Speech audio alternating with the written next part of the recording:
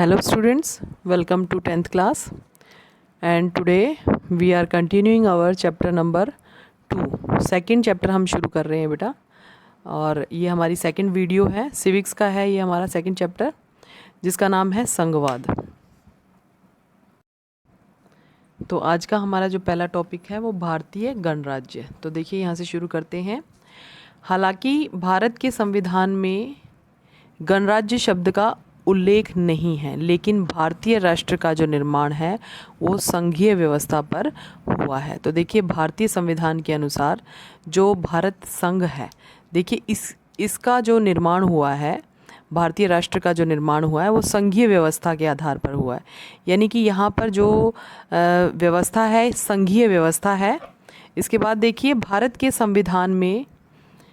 संविधान में मूल रूप से 2 स्तर की शासन तंत्र का जो है प्रावधान है। आपने जो है प्रीवियस क्लासेस में पढ़ा होगा कि हमारे देश के अंदर जो है 3 स्तरीय सरकार है। देखिए पहले जो है 2 स्तरीय सरकार थी, लेकिन अब जो है तीसरे स्तर को भी शामिल किया गया है। देखिए एक तो है हमारी केंद्र सरकार जो पूरे राष्ट्र पर जिसकी जिम्मेदारी है, पूरे राष्ट्र के शासन की जिम्मेदारी केंद्र सरकार के ऊपर है, सारी व्यवस्थाओं की देखरेख वही करती है। और दूसरा है कि राज्य स्तर की सरकार। तो देखिए राज्य स्तर की जो सरकारें हैं वो राज्य का प्रतिनिधि करती हैं और जो है पूरे राज्य की देखरेख करना या उनकी जो पूरे राज्य की जो जिम्मेदारी है ये इनके ऊपर होती है। तो देखिए इसको हम समझ लेते हैं कि भारत के संविधान में मूल रूप से 2 स्तर की जो है 2 स्तर के शासन तंत्र का जो प्रावधान है मैंने आपको बता दिया। एक स्तर पर केंद्रीय सरकार होती है जो भारत संघ का प्रतिनिधित्व करती है, यानी कि पूरे भारत की जिम्मेदारी जो केंद्रीय सरकार है यानी कि उस पर होती है। तो केंद्रीय सरकार का जो काम क्या होता है, पूरे राष्ट्र की देखरेख करना और पूरे राष्ट्र के लिए जो है काम करना, ये केंद्र सरकार का काम होता है। दूसरे स्तर की जो सरकार है वो राज्य स्तर की सरकारें होती हैं जो राज्यों का प्रतिनिधित्व करती हैं, यानी कि पूरे राज्य की देखरेख करना इन सरकारों के अंडर आता है। बाद में इस व्यवस्था में एक तीसरे स्तर की सरकार को भी जोड़ दिया गया है जो पंचायत और नगर पालिका के रूप में काम करती हैं। तो देखिए जैसे आपने ग्राम पंचायतों को देखा होगा, पूरे गाँव की, या जैसे नगर है, नगर में नगर पालिका होती है। तो ये जो है पूरे नगरों की या पूरे जो गाँव की जो है ग्राम पंचायत और नगरों की नगर पालिका जो है पूरे जो है व्यवस्था करना इनका जो है कर्तव्य होता है। और ये जो है ग्राम की या नगरों की जो है प्रतिनिधित्व करती हैं और इनके अंडर ही जो है इनकी देखरेख होती है और सारी व्यवस्था करना इनका कर्तव्य होता है। इसके बाद हमारा जो नेक्स्ट टॉपिक है वो है संघीय व्यवस्था के मुख्य लक्षण। तो देखिए जो संघीय शासन व्यवस्था है इसके मुख्य लक्षण हम इसमें करेंगे। तो देखिए सबसे पहला जो इसकी विशेषता है, मुख्य लक्षण क्या है कि इस प्रकार की शासन व्यवस्था में 2 या 2 से अधिक स्तर होते हैं। तो देखिए बच्चों, इस प्रकार की जो शासन व्यवस्था है इसमें 2 या 2 से अधिक स्तर की जो सरकारें होती हैं, जिस तरह से आपने अभी पीछे पढ़ा भी है कि केंद्र सरकार और राज्य स्तर की सरकारें। आगे देखिए, शासन के विभिन्न स्तरों द्वारा नागरिकों के एक ही समूह पर शासन किया जाता है। देखिए पूरा राष्ट्र है जैसे हमारा भारत है, आगे चल के ये जो है छोटे छोटे राज्यों में बटा हुआ है, राज्य फिर बड़े बड़े शहरों में या गाँव में जैसे बटे हुए हैं। तो देखिए बेटा बेशक से जो है ये कई समूहों में बटा हुआ है, लेकिन जो है इसके ऊपर जो है शासन जो सरकार शासन करती है वो एक ही प्रकार के नागरिक, यानी नागरिक तो हम ही हैं, हमारे ऊपर ही शासन करती है। तो शासन के विभिन्न स्तरों के होने के बावजूद भी जो नागरिक जो हैं वो एक ही समूह है और जिस पर शासन किया जाता है। हर स्तर का जो है अधिकार क्षेत्रफल अलग अलग होता है। जिस तरह से केंद्र सरकार का अधिकार क्षेत्र जो है अलग होता है, राज्य सरकार की जो उनके अधिकार क्षेत्र अलग होते हैं, और जो स्थानीय सरकार है, जिस तरह से हमारी पंचायती राज है, जिस तरह से पंचायती जो जैसे सरपंच वगैरह, इनके अधिकार क्षेत्र अलग हैं। तो हर स्तर की जो सरकार है उनके जो अधिकार क्षेत्र हैं वो बिल्कुल अलग अलग हैं, सीमित हैं। आगे देखिए, संविधान में सरकार के विभिन्न स्तरों के अधिकार क्षेत्र के बारे में साफ साफ उल्लेख किया गया है। देखिए मैंने आपको बताया है संविधान जो हमारी लिखित नियमावली है, यानी कि जिसके अंदर हमारे देश को चलाने के नियम कानून लिखे हुए हैं, इसमें एक प्रॉपर तरीके से हर एक जो है क्षेत्र की जो सरकारें हैं, हर एक स्तर की जो सरकारें हैं, चाहे वो केंद्र सरकार है, चाहे वो राज्य स्तर की सरकारें हैं, चाहे वो स्थानीय सरकार है, इन सभी की जो अधिकार क्षेत्र हैं वो निश्चित किए गए, निर्धारित किए गए हैं, सीमित किए गए हैं। हर स्तर की जो सरकार का अस्तित्व और अधिकार क्षेत्र संविधान से जो है गारंटी मिली होती है, यानी कि इसमें जो है इनके अधिकार क्षेत्र जो है मतलब सीमित बताए गए हैं और एक निर्धारित किए गए हैं कि इनका जो है अधिकार क्षेत्र कितना है और ये जो है किस तरह से अपने अपने जो है अधिकारों में रह कर के काम करेगी।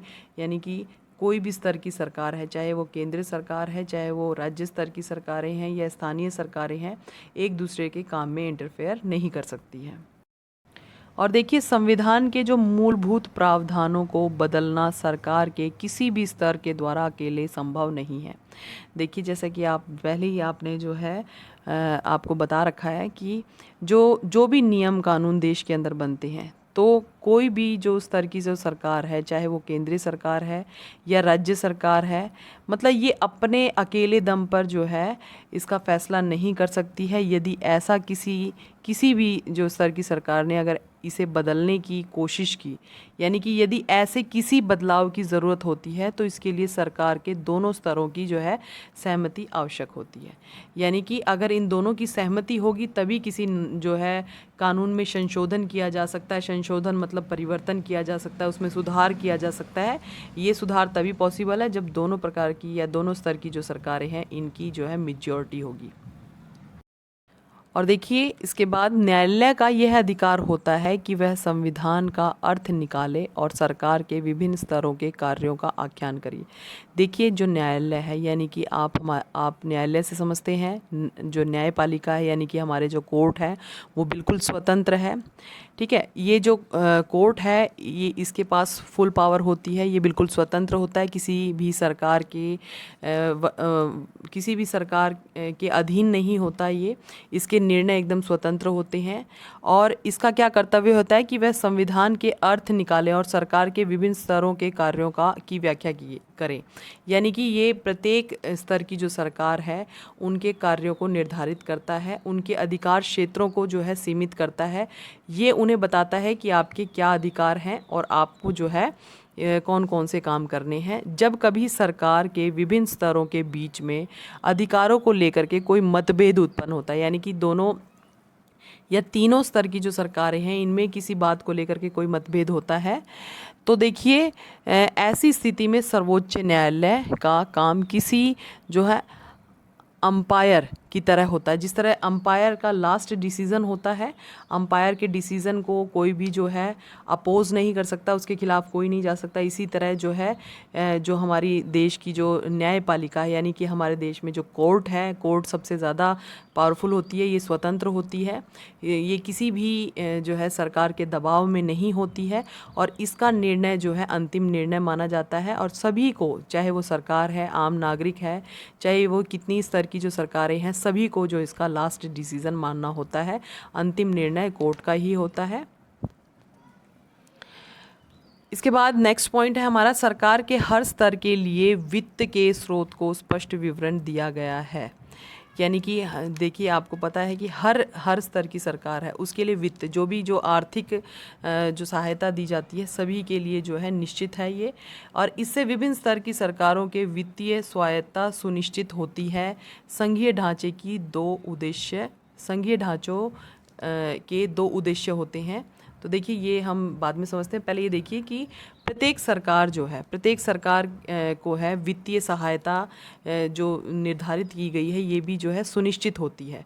यानी कि ये इसमें आपस में कोई भी जो है झगड़े वाली कोई स्थिति नहीं हो सकती, क्योंकि निश्चित की गई है कि केंद्र सरकार है इसको वित्तीय सहायता कितनी मिलेगी, या राज्य स्तर की सरकारें हैं, ये सभी जो है निर्धारित होते हैं। इसके बाद देखिए जो संघीय ढांचे हैं, इसके बाद देखिए संघीय ढांचे के दो उद्देश्य होते हैं। पहला उद्देश्य है देश की एकता को बल देना, यानी कि हमारे देश के अंदर जो अलग अलग जो संस्थाएं हैं, अलग अलग जो संघ हैं जो काम करते हैं। देखिए देश की सरकार है, जैसे मान लीजिए, तो देश की सरकार जब जब जो सरकार जो भी पार्टी शासन में आती है, तो देखिए वो सभी जो है एक एक संस्था, एक संघ के रूप में काम करती है। तो आपको पता है कि ये जो हमारे देश की जो शासन व्यवस्था है 3 स्तरीय जो है। तो अब ये देखिए इनका सबसे पहला कर्तव्य ये होता है कि देश की एकता को बल देना, यानी कि बेशक से जो हमारा देश है विविधताओं वाला देश है और इसमें 3 स्तर की जो सरकारें होती हैं उनके जो है कर्तव्य अलग अलग होते हैं, उनकी जो सीमा क्षेत्र हैं वो अलग अलग होते हैं, लेकिन इनका मकसद क्या होता है? पहला उद्देश्य यही है कि हमारे देश की एकता को बनाए रखे, अखंडता को बनाए रखे। और इसका दूसरा उद्देश्य ये है कि क्षेत्रीय विविधता को सम्मान देना, यानी कि बेशक से जो हमारा क्षेत्र है, हमारा जो देश है वो क्षेत्रों में जैसे अलग अलग राज्यों में बटा हुआ है, सभी राज्यों को सम्मान देना, सभी जो उसमें रहने वाले जाति समूह हैं उन सभी को सम्मान देना, ये इनका जो है दूसरा कर्तव्य होता है। किसी भी आदर्श संघीय व्यवस्था के 2 पहलू होते हैं। देखिए जहाँ पर भी जिस भी देश में संघीय व्यवस्था है, यानी कि जहाँ पर जो है शक्तियों का बंटवारा होता है और सभी जो है लोग संघ के रूप में जो है काम करते हैं, उन देशों में जो है सबसे जो आदर्शपूर्ण बात क्या है कि उनमें जो है पारस्परिक विश्वास और साथ रहने की सहमति होनी चाहिए। यानी कि संघीय व्यवस्था कब कायम हो सकती है? जब लोगों में आपसी विश्वास बना हो और एक साथ रहने की सहमति, यानी मिल करके काम करने की सहमति हो। ये दोनों पहलू संघीय व्यवस्था के गठन और कामकाज के लिए बहुत ही महत्वपूर्ण है। यानी कि संघीय व्यवस्था वहीं पर पॉसिबल हो सकती है जहाँ पर ये दोनों प्रकार की जो भावनाएं हैं वहाँ लोगों के मध्य हो, यानी पारस्परिक विश्वास, एक दूसरे पर विश्वास करना और एक दूसरे के साथ जो है सहमति बना करके मिल करके काम करना। उसके बाद सरकार के विभिन्न स्तरों के बीच में सत्ता की साझेदारी के नियमों पर सहमति होनी ज़रूरी है। देखिए जब सरकार बनती है तो कोई भी पार्टी जब सरकार में आती है तो सारी पावर एक अकेले व्यक्ति के हाथ में नहीं होती है। प्रत्येक जो है वर्ग में जो सत्ता है, वो सत्ता जो पावर है, हाँ, वो प्रत्येक मतलब अलग अलग जो है विभागों में बांट दी जाती है। जैसे आपने देखा भी होगा कि जिस तरह से शिक्षा विभाग अलग किसी एक की जिम्मेदारी होती है, स्वास्थ्य विभाग अलग की जिम्मेदारी होती है, वन विभाग, रेल विभाग, ये अलग अलग जो है, ये मतलब पूरी जो सरकार है ये संघ के रूप में, एक जो है संगठन के रूप में काम करती है।